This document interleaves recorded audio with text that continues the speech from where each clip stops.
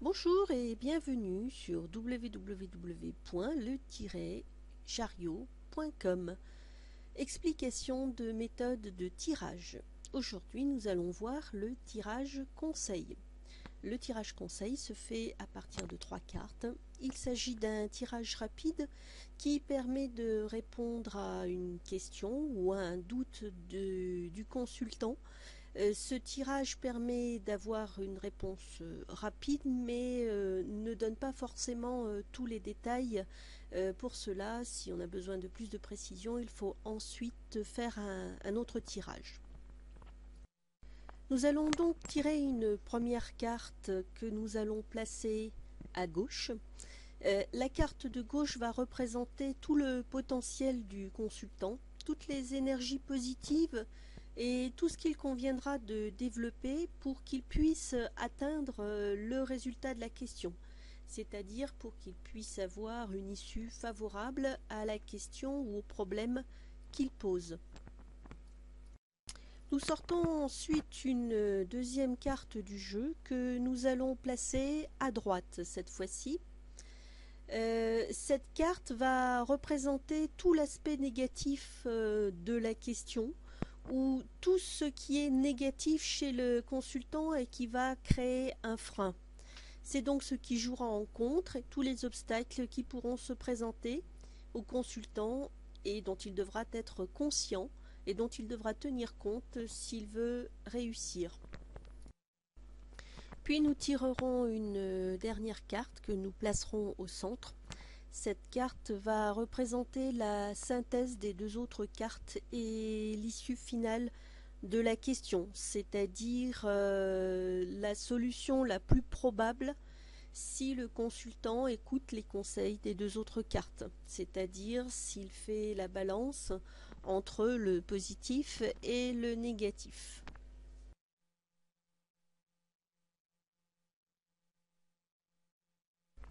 Il y a de nombreuses variantes au tirage conseil ou au tirage fait avec 3 cartes. Je peux vous en proposer une ici, c'est de lire le tirage comme s'il s'agissait d'une phrase. C'est-à-dire que la carte de gauche va nous donner des indications sur le passé, les motivations ou les éléments qui permettent d'analyser la situation présente du consultant. La carte du milieu, elle, représentera ce qu'il en est véritablement actuellement. Elle va nous expliquer quels sont les atouts et les faiblesses du consultant face à la question qu'il se pose. Et la dernière carte, la carte de droite, représentera la synthèse des deux autres, c'est-à-dire l'issue la plus probable de la question compte tenu des éléments précédents. À titre d'exemple, nous avons ici donc dans notre tirage le battleur, le chariot et le monde.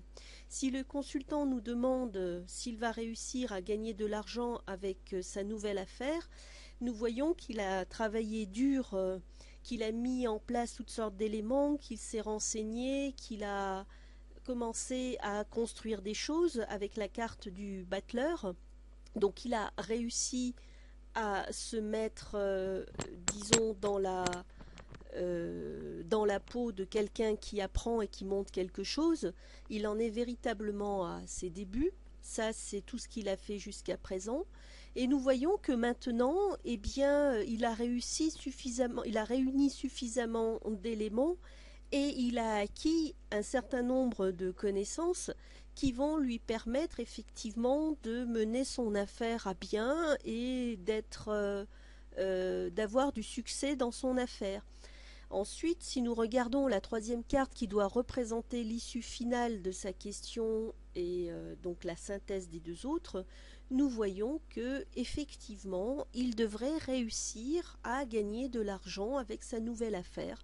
Il devrait avoir du monde, il devrait être connu ou se faire connaître. Bref, il va sans doute avoir des clients, des contrats et son affaire va marcher. Voilà, donc ça c'est une façon de lire ce tirage qui est un petit peu différente de la façon qui était présentée tout à l'heure.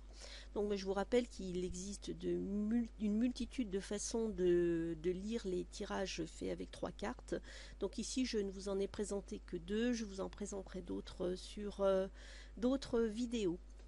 Voilà, je vous remercie d'avoir écouté cette explication de méthode de tirage. Je vous dis à très bientôt sur www.le-chariot.com. Merci de m'avoir écouté.